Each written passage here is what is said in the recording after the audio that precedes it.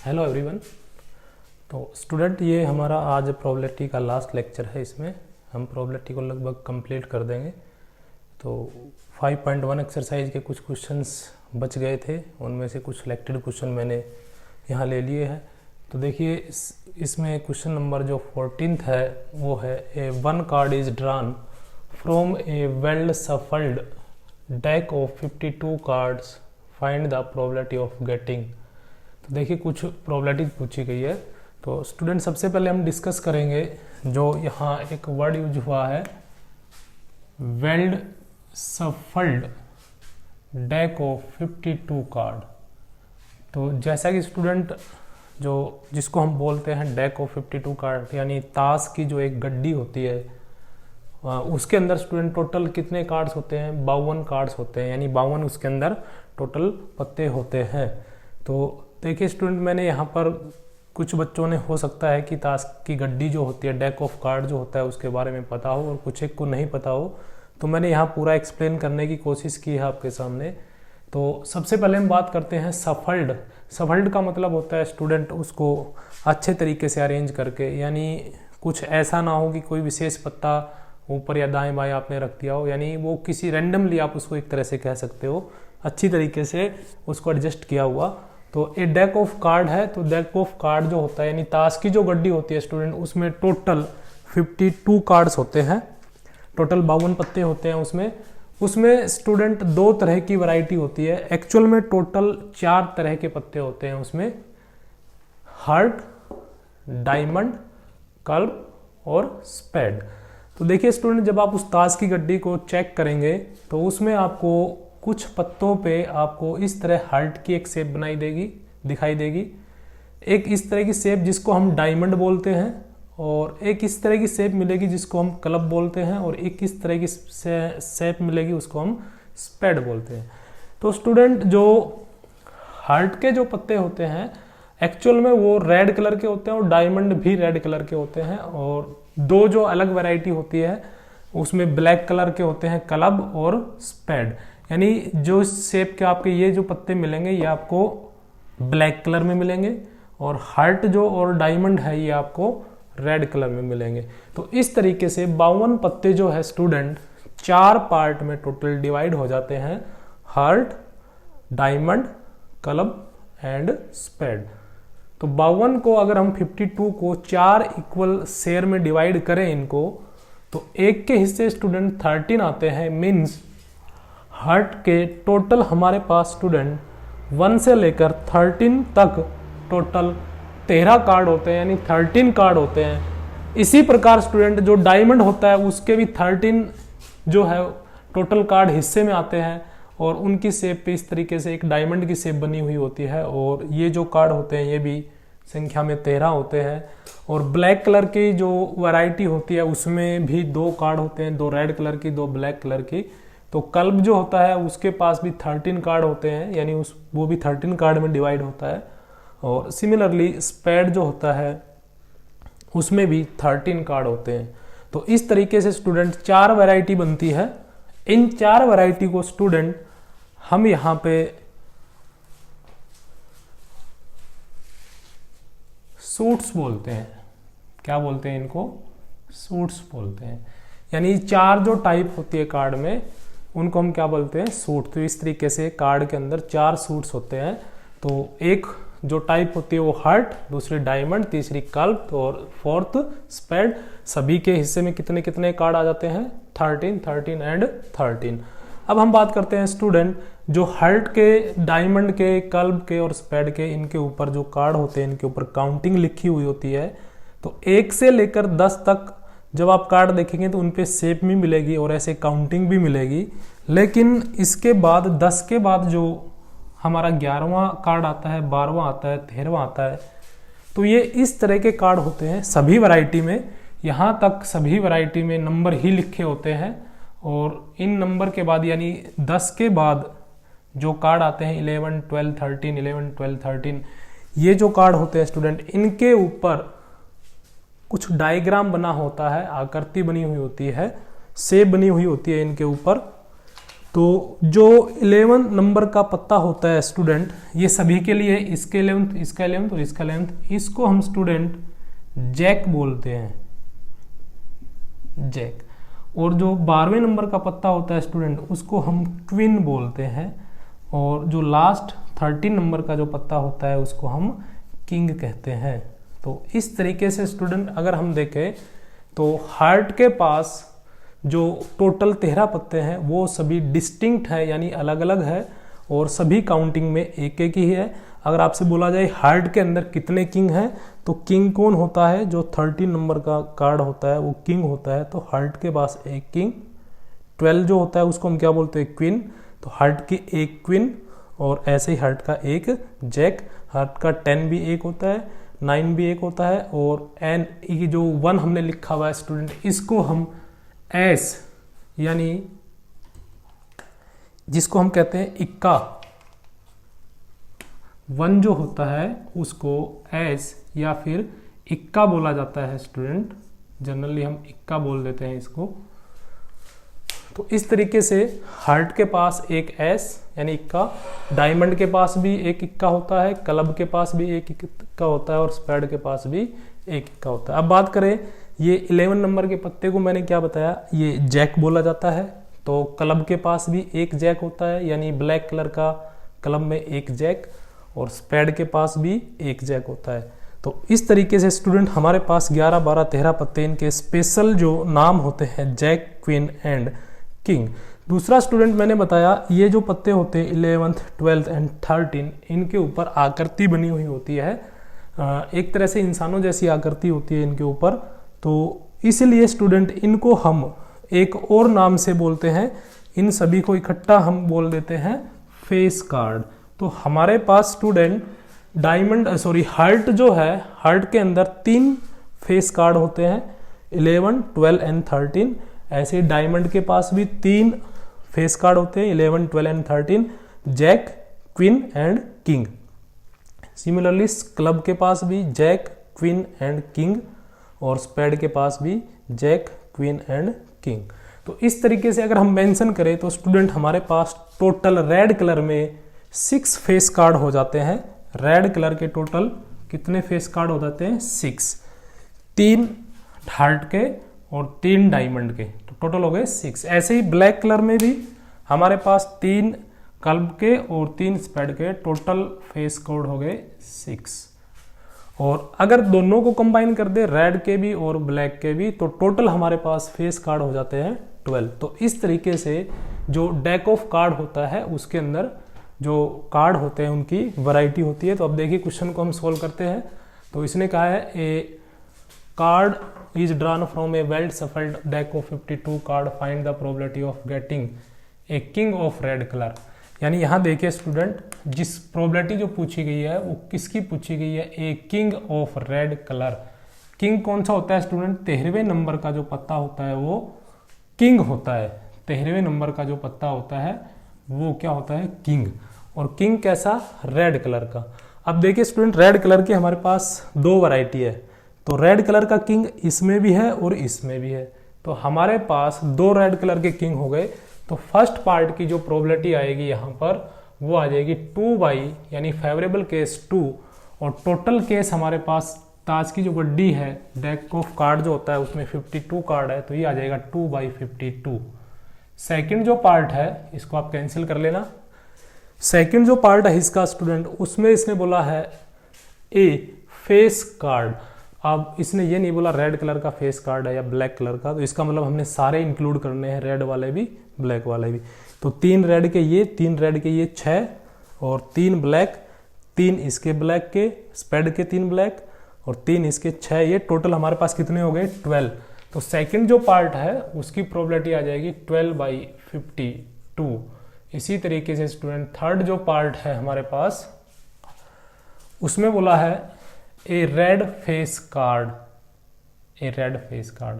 तो अभी हम बात कर रहे थे फेस कार्ड हमारे पास रेड कलर के कितने, 3 ये टोटल कितने हो गए 6। तो ये आ जाएगी 6/, और टोटल जो आउटकम्स है हमारे पास 52। तो ये हो गया स्टूडेंट थर्ड पार्ट। फोर्थ है जैक ऑफ हार्ट। यानी हार्ट का जैक। देखिए स्टूडेंट, ये हमारे पास हार्ट है, हार्ट में जैक जो होता है कौन सा, 11वें नंबर का जो पत्ता होता है उसको हम जैक बोलते हैं। कितना है संख्या में, 1, क्योंकि हार्ट का स्पेशल मेंशन किया है, आपने जैक लेना है किसका, हार्ट का, तो ये काउंटिंग में कितना है, 1, तो फेवरेबल केस हो गए यहाँ पर 1 और बाई में हो गया 52। सिमिलरली जो 5th पार्ट है स्पैड। अब स्पैड में भी आपको ये नहीं बताया हार्ट लेना है, सॉरी जैक लेना है, क्वीन लेना है, 9 लेना है या इक्का लेना है या एस लेना है, क्या लेना है ये नहीं बताया। तो हमारे पास टोटल स्पैड कार्ड है 13, तो 13 में से हम कोई भी कार्ड ले सकते हैं, क्योंकि पर्टिकुलर यहाँ मेंशन नहीं किया, तो इसकी प्रोबेबिलिटी आ जाएगी 13/52। इसको भी हम सिंप्लीफाई कर लेंगे, सिंपलेस्ट फॉर्म में लिख देंगे।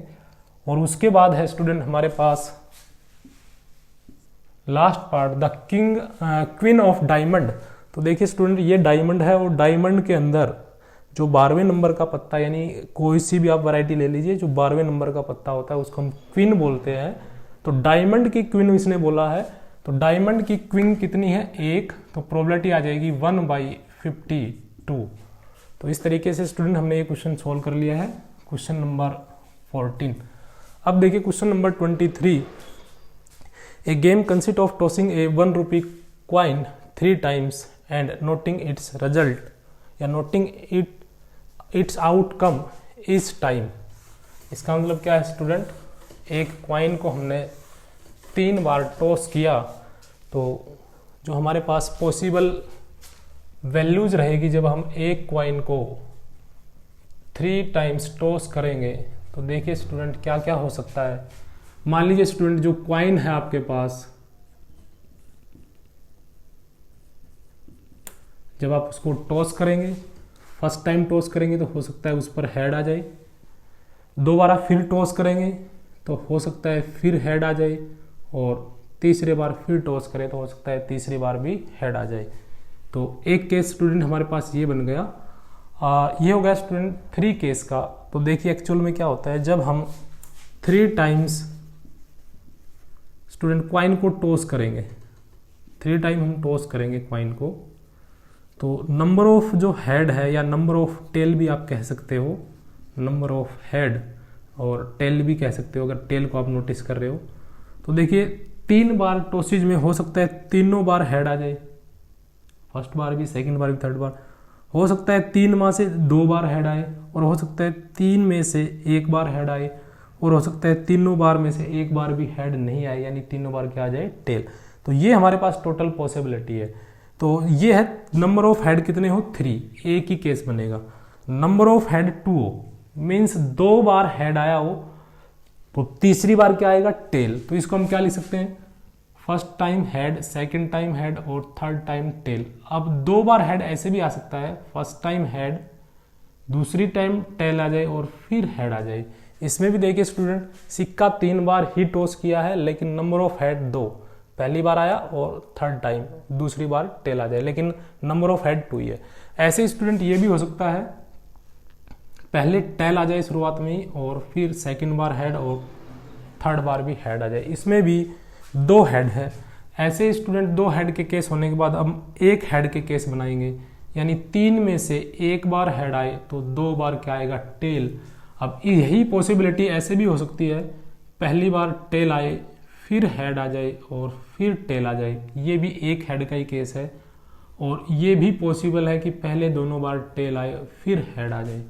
तो जो जो पॉसिबिलिटी है वो हमने सारी बनानी है। तो ये नंबर ऑफ हेड जो है वो कितने हो जाए, 1। उसके लिए अब है 0 बार हेड, इसका मतलब स्टूडेंट तीनों बार क्या आए, टेल आ जाए।